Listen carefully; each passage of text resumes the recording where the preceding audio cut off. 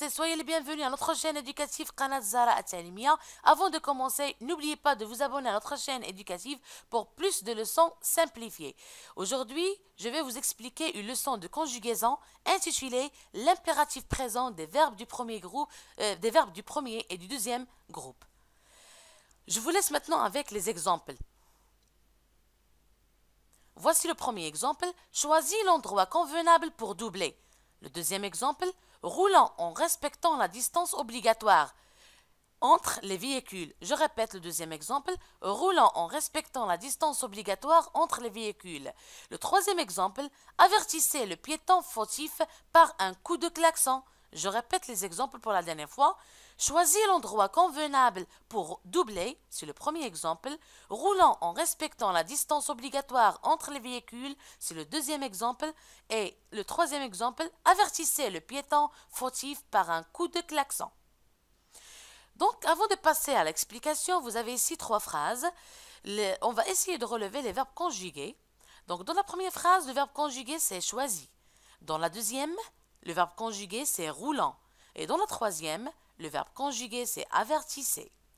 La première remarque qu'on peut remarquer ici, c'est que ces trois phrases commencent par des verbes. D'accord? Ces verbes sont conjugués, bien sûr, à l'impératif présent. Donc, on parle ici de quel type de phrase? Effectivement, on parle des phrases impératives. Et bien sûr, si vous n'avez pas compris ce qu'une phrase impérative, vous pouvez visiter la vidéo où il y a l'explication. Maintenant, on passe à l'explication de cette leçon, l'impératif présent des verbes du premier et du deuxième groupe. Voici un tableau ici. Donc, dans ce tableau, on a 5 colonnes. Donc, dans la première colonne, on a les verbes conjugués. Dans la deuxième, leur infinitif. Dans la troisième, on a leur groupe.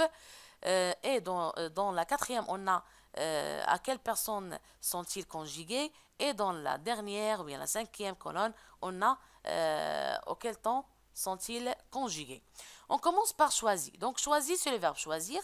C'est un verbe de deuxième groupe, conjugué à la deuxième personne du singulier. Roulant, c'est le verbe rouler. C'est un verbe du premier groupe, conjugué à la première personne du pluriel. Et avertissez, c'est le verbe avertir. C'est un verbe de deuxième groupe, conjugué à la deuxième personne du pluriel. Choisir, rouler, avertir sont des verbes qui sont conjugués à l'impératif présent. Donc, notre leçon d'aujourd'hui, c'est l'impératif présent des verbes du premier et du deuxième groupe. Avant de commencer, on doit répondre à cette question. L'impératif, c'est quoi? À quoi ça sert? Bien sûr, voici la réponse. On conjugue un verbe à l'impératif lorsqu'on souhaite donner un ordre, un conseil ou exprimer une interdiction. Je répète, on conjugue un verbe à l'impératif lorsqu'on souhaite donner un ordre, un conseil ou exprimer une interdiction. Voici une petite remarque, s'il vous plaît. Lorsqu'on dit l'impératif, ici, on ne parle pas du temps, on parle d'un mode qui s'appelle l'impératif. Et dans ce mode-là, il y a deux temps. Il y a l'impératif présent et l'impératif passé. Mais aujourd'hui, on va voir l'impératif présent. Voici d'autres exemples. Vous avez ici une série de phrases au mode impératif. Arrêtez votre véhicule. Écoutez bien. Arrêtez votre véhicule. Ici, il s'agit d'un ordre. Pourquoi? Parce que ma voix est forte et aussi, à la fin, il y a un point d'exclamation. Va chez le médecin. Ici, c'est un conseil. D'accord? Quelqu'un conseille une personne d'aller chez le médecin. Dans ce cas, il se termine ici, la phrase se termine par un point.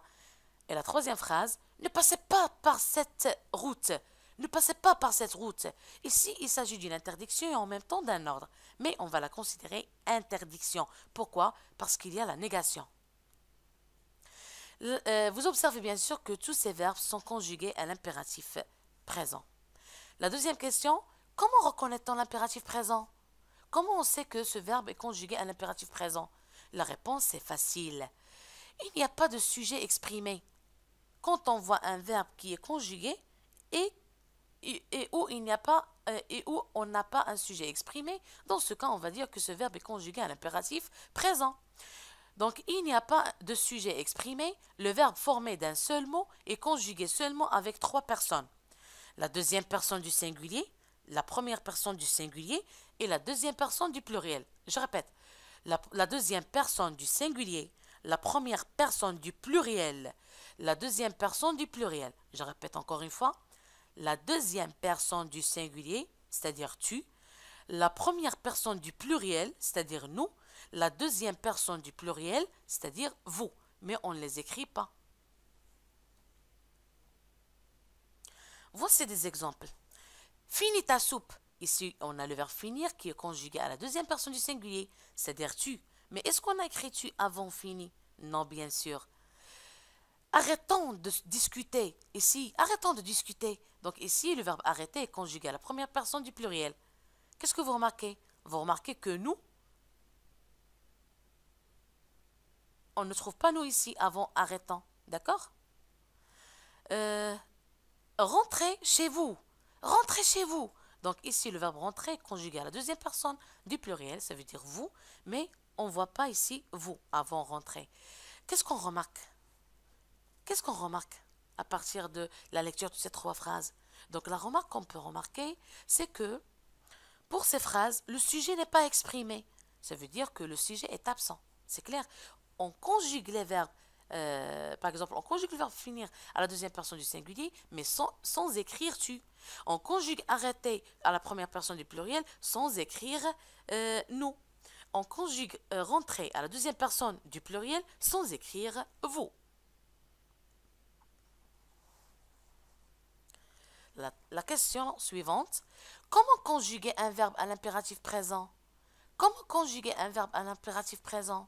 Donc, d'une manière générale, à l'impératif présent, les verbes se forment comme au présent. D'accord? Avec trois personnes seulement, sans sujet.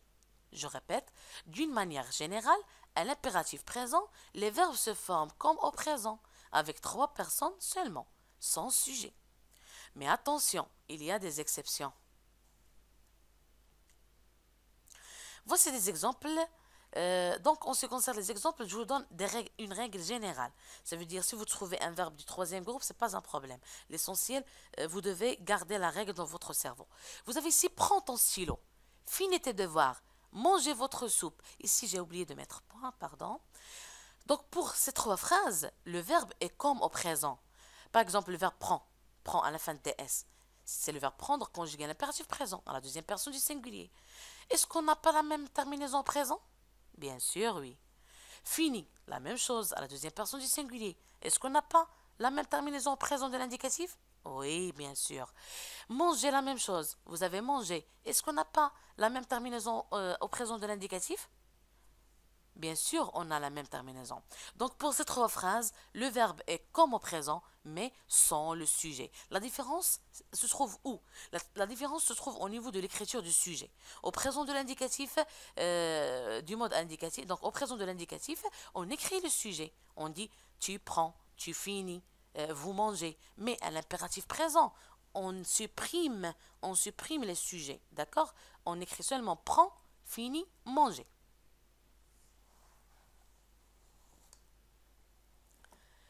Terminaison, maintenant on passe, on est toujours dans les terminaisons des verbes du premier groupe. D'accord? Les verbes du premier groupe finissent en E, en, et, EZ. Par exemple, si je veux conjuguer le verbe manger, manger, ranger, bouger, écouter, laver, donc n'importe quel verbe du premier groupe, voici la terminaison. D'accord? Par exemple, chercher, j'efface ER et je garde le radical, puis j'ajoute E, je dis cherche. J'ajoute ONS, cherchant. J'ajoute EZ, chercher. Laver, lave, lavons, laver. Chanter, chante, chantant, chanter. Regarder, regarde, regardons, regarder. D'accord? En ce qui concerne les verbes en GER, bien sûr, vous devez ajouter E ici. Mangeant. Si vous n'ajoutez pas E, vous la prononcez mangon. D'accord? Et aussi, en ce qui concerne les verbes qui se terminent par CER, c'est dit, dans la première personne du pluriel. Donc, ils ne prennent donc pas de S à la deuxième personne du singulier. Qu'est-ce que vous remarquez ici? Dans la deuxième personne du singulier, il n'y a pas de S. Je reviens aux terminaisons. Regarde ici. Voici la deuxième personne du singulier, de l'impératif présent. Ici, il n'y a pas d'S. Donc, ils ne prennent donc pas de S à la deuxième personne du singulier. La deuxième règle, il y a cependant une exception. Donc, mais attention, il y a une exception. Si le verbe à la deuxième personne du singulier est suivi de en ou de y, alors on met un tiret et un S pour faire la liaison. Je répète, il y a cependant une exception. Si le verbe à la deuxième personne du singulier est suivi de en ou de y, alors on met un tiret et un S pour faire la liaison. Voici d'abord l'exemple de la règle des verbes, des terminaisons des verbes du premier groupe. Vous avez ici le verbe chanter, chante, il n'y a pas S, il n'y a pas d'S à la fin. Ici, pas de S à la fin. Chantons comme au présent sans sujet. Chanter comme au présent sans sujet. Mais attention, si vous avez par exemple parle-en, pourquoi on a mis ici ou bien on a écrit ici S? Parce que ce verbe-là est suivi par en. Dans ce cas, je vais ajouter S et tirer. Et si le verbe est conjugué à la deuxième personne du singulier, on met un tiret et un S pour faire la liaison, car le verbe est suivi du mot en. Et aussi, regardez cet exemple-là, range-y tes affaires. Regardez bien, donc range est suivi par Y, d'accord? Dans ce cas, on va ajouter S et tirer. Et si le verbe est conjugué à la deuxième personne du singulier, on met un tiret et un S pour faire la liaison, car le verbe est suivi du mot Y. Voici les terminaisons des verbes du deuxième groupe. Donc, je répète, les terminaisons des verbes du deuxième groupe. Voici la terminaison des verbes du deuxième groupe qui finissent en IS à la deuxième personne du singulier, I2S en NS à la première personne du pluriel et I2SEZ à la deuxième personne du pluriel. Les verbes du deuxième groupe, bien sûr, sont finir, rougir, punir, quoi d'autre, choisir, réussir, réunir, agir, ainsi de suite. Donc, si je conjugue le verbe finir, finir à l'impératif présent, qu'est-ce que je fais? Je fais seulement IR et je garde le radical, puis j'ajoute IS, I2S en NS, I2SEZ. Je répète. Fini, à la fin IS. Finissant, à la fin I2S en NS. Finissez, à la fin I2SEZ.